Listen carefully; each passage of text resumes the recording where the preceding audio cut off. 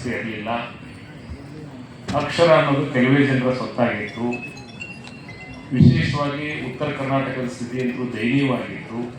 1880ರವರೆಗೂ ಸಹಿತ ಲಿಂಗಾಯತರು ಅಥವಾ ವೀರಶೈವರು ಒಂದು ಒಳ್ಳೆ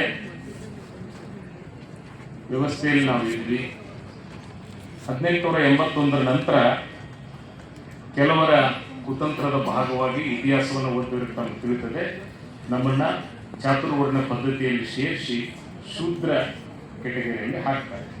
ಆ ಸಂದರ್ಭದಲ್ಲಿ ಒಂದು ರೀತಿಯಾದಂಥ ಅಪಮಾನ, ನೋವು, ಕೀಳರಿಮೆ ಇದೆಲ್ಲವೂ ಸಹಿತ ಇಡೀ ಸಮುದಾಯ ತುತ್ತಾಗಿರ್ತಕ್ಕಂಥ ಸಂದರ್ಭದೊಳಗೆ ಹಳಕಟ್ಟಿಯವರು 1880ರಲ್ಲಿ ಹುಟ್ಟಿದಂಥ ಸಂದರ್ಭದೊಳಗೆ ಶಾಲೆಗೆ ಹೋಗ್ತಾ ಇರ್ತಾರೆ. ಶಾಲೆಯಲ್ಲಿ ಶಿಕ್ಷಕರು ಹೇಳಿದ್ದನ್ನ ಸ್ವತಃ ಹಳಕಟ್ಟಿಯವರು ಬರೀತಾರೆ. ಹಳಕಟ್ಟಿಯವರು ಹೇಳಿದಂತಹ ಮಾತನ್ನ ತಾವೆಲ್ಲ ಆಲೋಚನೆ ಮಾಡಬೇಕು. ನಮ್ಮ ಕ್ಲಾಸಿಗೆ ಬರುತ್ತಿದ್ದ ಒಬ್ಬ ಶಿಕ್ಷಕರು ತಮ್ಮ ಶಿಕ್ಷಣ ಕಾರ್ಯ ನಡೆಸುತ್ತಾ ಪಾಠವನ್ನು ಮಾಡುತ್ತಲೇ ಮಧ್ಯದಲ್ಲಿ ವೀರಶೈವ ಸಮಾಜದ ಮೇಲೆ ಟೀಕೆಗಳ ಸುರಿಮಳೆಯನ್ನು ಸುರಿಸುತ್ತಿದ್ದರು. ಇದು ನಾನು ಹೇಳ್ತಾ ಇರೋದಲ್ಲ, ಹಳಕಟ್ಟಿಯವರು ಹೇಳಿದರು. ನಿಮ್ಮ ಸಮಾಜದಲ್ಲಿ ಯಾರೂ ಕೂಡ ಪಂಡಿತರು ಆಗಿ ಹೋಗಿಲ್ಲ, ನಿಮ್ಮ ಸಮಾಜದಲ್ಲಿ ವಾಂಗ್ಮಯವಿಲ್ಲ.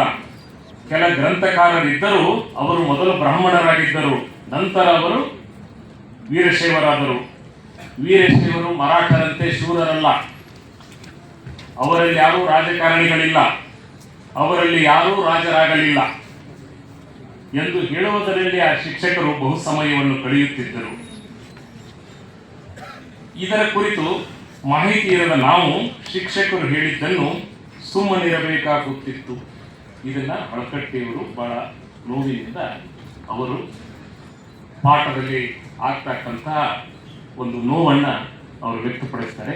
ಇದು ಬಹುತೇಕ ಅವರಿಗೆ ಈ ಸಮಾಜದ ಕುರಿತಾದಂತೆ ಚಿಂತನೆಗೆ ಒಂದು ಸಾಕ್ಷಿ ಆಯಿತು ಅಂತ ಹೇಳಿ ನಾನು ಅಂದ್ಕೊಳ್ತೇನೆ. ಆಮೇಲೆ ಅವರು ಹಲವಾರು ಕಡೆ ಲೈಬ್ರರಿಗೆ ಹೋಗ್ತಾರೆ, ಪುಸ್ತಕಗಳನ್ನು ನೋಡ್ತಾರೆ, ಏನಾದರೂ ವಿಶೇಷ ಇದೆಯಾ ಅಂತ ನೋಡ್ತಾರೆ. ಆದರೆ ಯಾವುದೋ ಅಂತ ಮಹತ್ವದ್ದು ಅವರಿಗೆ ಸಿಗೋದಿಲ್ಲ. ಅವ್ರ ತಂದೆ ಗುರುಬಸಪ್ಪನವರು ಶಿವಯೋಗಿ ಮಂದಿರದ ಸ್ಥಾಪನೆಯಲ್ಲಿ ಸಕ್ರಿಯ ಕಾರ್ಯಕರ್ತರಾಗಿ ಓಡಾಡಿರ್ತಾರೆ. ಅದೇ ರೀತಿ 1904ರಲ್ಲಿ ನಡೆದಂತಹ ಅಖಿಲ ಭಾರತ ವೀರಶೈವ ಮಹಾಸಭೆಯ ಸ್ಥಾಪನೆಯ ಸಂದರ್ಭದಲ್ಲಿ ಕೂಡ ಬಹಳಷ್ಟು ಸಕ್ರಿಯರಾಗಿರ್ತಾರೆ. ಅದು ಧಾರವಾಡದಲ್ಲೇ ಮೊದಲ ಅಧಿವೇಶನ ನಡೆದಿರುತ್ತದೆ. ಬಾಲ್ಯದಲ್ಲೇ ತಾಯಿಯನ್ನ ಕಳೆದುಕೊಂಡು ತಂದೆಯ ಒಂದು ಆಶ್ರಯದಲ್ಲಿ, ಅಜ್ಜಿಯ ಆಶ್ರಯದಲ್ಲಿ ಬೆಳೆದಂತಹ ಹಳಕಟ್ಟಿಯವರು ಅವರ ವಿದ್ಯಾರ್ಥಿ ಗೆಳೆಯ ಹಾಲಭಾವಿ ಅಂತ ಹೇಳಿ ಒಬ್ಬರು ನಿವೃತ್ತ ನ್ಯಾಯಮೂರ್ತಿಗಳು, ವೀರಭದ್ರಪ್ಪ ಹಾಲಭಾವಿ ಅಂತ ಹೇಳಿ, ಅವರು 2 ಗ್ರಂಥಗಳನ್ನು ಅವರು ತಂದು ಕೊಡ್ತಾರೆ. ಇದು ನೋಡು ಹಳಕಟ್ಟಿ, ಇದೇನೋ 2 ಗ್ರಂಥಗಳು ನಮ್ಮ ಮನೆಯಲ್ಲಿವೆ, ನನಗೆ ತಿಳಿತಾ ಇಲ್ಲ, ಇದೇನಾದರೂ ಇದೆಯಾ, ಇದನ್ನು ನೋಡು ಅಂತ ಹೇಳಿ ಅವರು ಫಸ್ಟಿಗೆ ಓದ್ಲಿಕ್ಕೆ ಅವ್ರಿಗೆ ಕೊಡ್ತಾರೆ ಹಳಕಟ್ಟಿಯವರಿಗೆ. ಆ ಗ್ರಂಥಗಳು ಯಾವುವು ಅಂತಂದ್ರೆ ಪ್ರಭುಲಿಂಗ ಲೀಲೆ ಮತ್ತು ಗಣಭಾಷೆ ರತ್ನಮಾಲೆ. ಇವೆರಡು ಗ್ರಂಥಗಳು ಅವರಲ್ಲಿ ಸಿಕ್ಕ ಮೇಲೆ, ಆ ಗ್ರಂಥಗಳನ್ನು ನೋಡಿದ ಮೇಲೆ ಅವರಿಗೆ ವಿಶೇಷವಾದಂಥ ಆಸಕ್ತಿ ಈ ವಚನ ಸಾಹಿತ್ಯದ ಬಗ್ಗೆ, ಈ ಧರ್ಮದ ಬಗ್ಗೆ ಇದರಲ್ಲಿ ಅವರಲ್ಲಿ ಮೊಳಕೆ ಹೊಡಿಲಿಕ್ಕೆ ಆರಂಭ ಆಗ್ತದೆ. ಅವತ್ತು ಆರಂಭಗೊಂಡಂತಹ 2 ಗ್ರಂಥಗಳ ಸಂಗ್ರಹ ಕಾರ್ಯ, ತಾಡೋಲಿಗಳಿಂದ ಬರೆದಂತಹ ಗ್ರಂಥಗಳಿರ್ತವೆ.